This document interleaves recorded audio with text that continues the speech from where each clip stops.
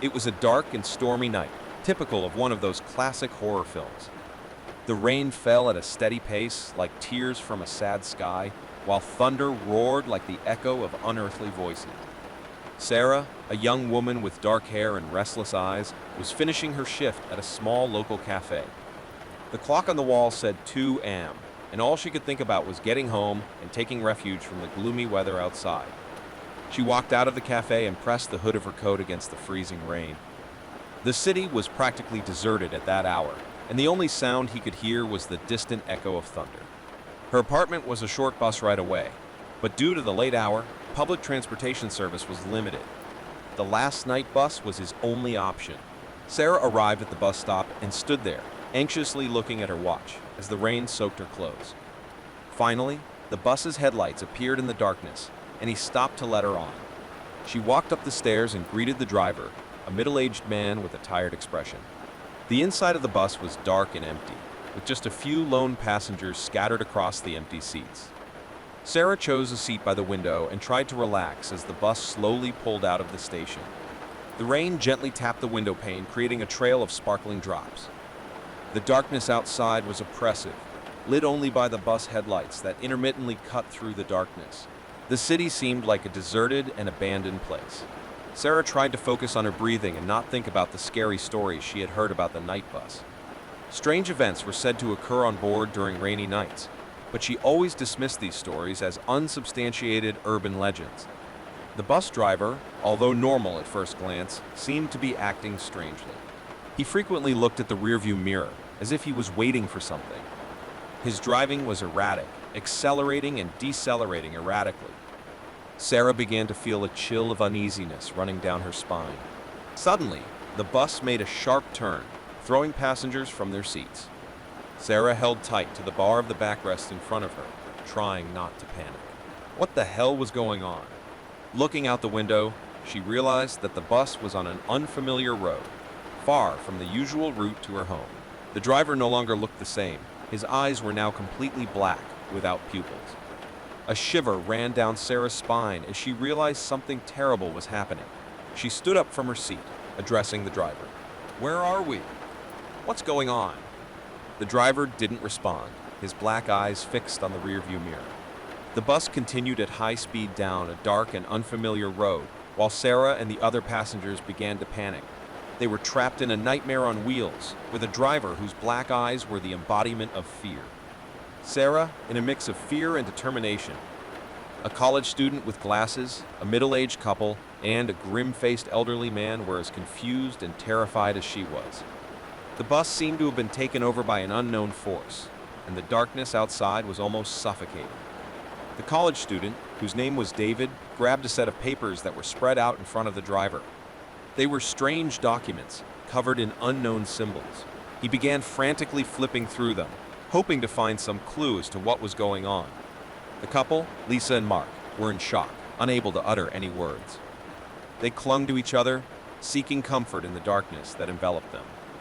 The elderly man, whose wrinkled face and deep eyes hid dark wisdom, seemed to be the only calm one amidst the chaos. He said in a calm but serious voice, "This isn't the first time this has happened." Sarah looked at him for explanation. "What do you mean?" The elderly man continued. "There are legends about this night bus. They say it is cursed, that it travels to places that do not belong to this world. Sometimes, the drivers are possessed by an evil entity, and the passengers are dragged into the unknown." David, the college student, interrupted. "This can't be real. We can't be trapped in some kind of supernatural nightmare." But the elderly man's words seemed to carry a weight of truth. He continued to explain that there were old stories about the bus, some of them told by his grandparents. With each generation, the nightmare repeated itself. As the bus continued to advance along the desolate road, the passengers came across a bizarre and frightening landscape. The rain had given way to a dense fog that hid any landmarks. They were completely adrift in the darkness, not knowing where they were going or how to get back. The documents David had found appeared to be written in an ancient and mysterious language. As he examined them, he realized that they made reference to obscure rituals and the invocation of supernatural forces. The entity that owned the driver was directly linked to these arcane practices. Lisa, the couple, began to shake with fear, and Mark hugged her tightly.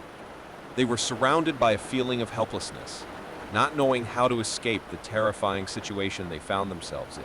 The bus continued its journey aimlessly, and the passengers felt as if time and space were distorted. They had no idea how long it had been since they boarded the bus, but it felt like they were trapped in this never-ending nightmare. David, now determined to find a way out, began studying the documents even more diligently. He believed the answers to his situation were hidden within pages covered in ancient symbols. Maybe there was a way to break the curse that kept the bus adrift in the dark. The elderly man, whose eyes looked sad and experienced, said to David, "The documents contain clues, but also dangers. If you wish to escape this nightmare, you will have to face the unknown. The answer is out there in the darkness." Sarah, David, Lisa, Mark, and the elderly man realized that, to survive this terrifying journey, they would have to look beyond those ancient pages for answers. They were adrift in the darkness, but they were determined to find a way out and face whatever awaited them in the unknown world they had entered. As the bus continued its aimless journey through the misty, desolate landscape, Sarah, David, Lisa, Mark, and the elderly man were determined to find a way out of this supernatural nightmare. They knew the answers to their situation lay beyond the ancient documents David had found. David was determined to decipher the mysterious symbols that covered the documents. He was convinced that those pages held the clues to breaking the curse that kept the bus adrift in the darkness. With the help of a flashlight, he studied the symbols even more intently, looking for any clue that could lead to the solution. Sarah, Lisa, and Mark were equally determined to find answers. They knew that the evil entity possessing the driver was linked to arcane rituals, and this terrified them. But fear would not stop them from continuing their search. The elderly man remained calm, as if he had faced similar situations before. He said in a calm voice, "We must find the key to break this curse. But we must also prepare ourselves for what we may face when we do. This world we are in is a dangerous place, where normal rules do not apply." As David continued to look through the documents, he found a reference to a specific location. It was a place marked on a map drawn in the documents. The location was an old cemetery that was close to the city. The symbols indicated that the cemetery was the epicenter of the curse that enveloped the bus. Determined to find answers, the 5 passengers shared what information they had and agreed to stop at the cemetery as soon as the bus slowed down enough for them to disembark. They knew that this would be their only chance to break the bond that held them hostage to that nightmare. As the bus continued on its mysterious trajectory, they prepared themselves as best they could. David studied the symbols diligently, while Sarah, Lisa, Mark, and the elderly man kept their guard up, hoping to face the unknown. Finally, the bus began to slow down as it approached the old cemetery. The passengers stood up, ready to face what awaited them. When the bus door opened, they jumped out into the darkness of the night. The cemetery was shrouded in dense fog, and the tombstones seemed to reach the sky. An icy wind whispered between the tombstones, sending shivers down their spines. They knew they were in the right place, but what should they do next? David, holding the documents in his flashlight, began to follow the instructions of the symbols. They took him to an ancient tombstone, covered in moss and weathered. He knew he needed to perform a ritual, but what did that involve? The elderly man, whose dark knowledge proved invaluable, began reciting words in an ancient language. Sarah, Lisa, and Mark accompanied him, following the man's instructions. As they performed the ritual, a feeling of oppression filled the cemetery, as if the place itself was reacting to what they were doing. Suddenly, the ground began to shake, and a black mist rose from the tombstones, taking shape before them.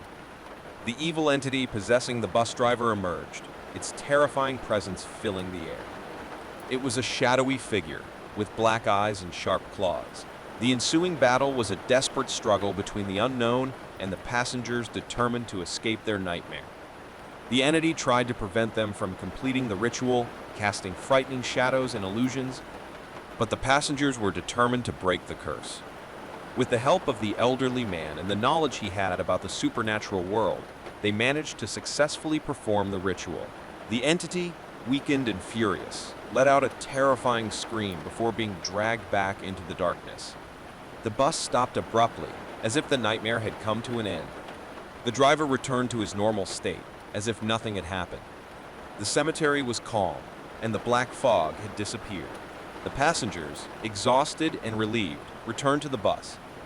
They knew they had faced the unknown and triumphed over the curse that held them captive. The bus returned to its original route, taking them back to the city. The sense of relief was palpable as the bus took them away from the nightmare they had faced. They knew that even though they had survived the darkness and the supernatural, it would be a secret they would keep forever. The night bus was a living legend, a nightmare that returned from generation to generation. And although they faced the unknown and triumphed, the shadow of the night bus would always hang over their lives. The night bus continued its journey back to the city, and the passengers were exhausted but relieved. They had faced the unknown and triumphed over the evil entity that possessed the driver. Now they were determined to return to the safety of their everyday lives. As they approached the city, the first lights of dawn began to appear on the horizon. The darkness that had enveloped them all night was finally dissipating. The feeling that they were returning to reality was comforting. David, who still held the documents covered in ancient symbols, knew he had a responsibility. He turned to the other passengers and said, "We cannot allow these documents to fall into the wrong hands. They contain dangerous secrets that must never be used."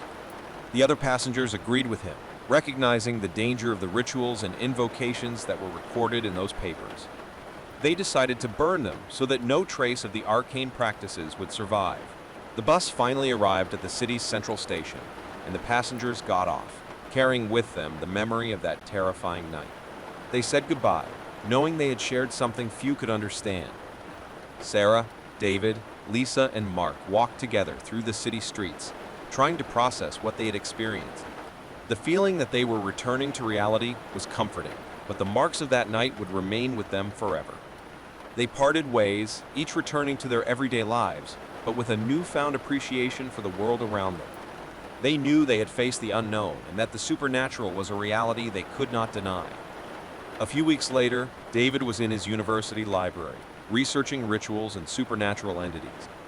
He was determined to better understand what he had faced that night and to ensure he was prepared for whatever the future might bring. Lisa and Mark, in turn, decided to spend more time together, enjoying life and the sense of security that normality offered. They didn't talk much about that night, but they knew they had a special bond, having shared terror and courage. Sarah, with her sensitivity to the supernatural, felt that the night on the night bus had awakened something inside her. She began to study the occult and prepare to face the unknown in a more conscious way. However, even as their lives returned to normal, everyone knew that the night bus and the evil entity that had haunted them were secrets they would keep forever. They shared an experience that few could understand, and it bonded them in a unique way. At night, when the city lights went out and darkness fell, night bus passengers remembered that terrifying night. They knew that the supernatural was a part of reality they could not ignore, and they were determined to face the unknown, no matter what the future held.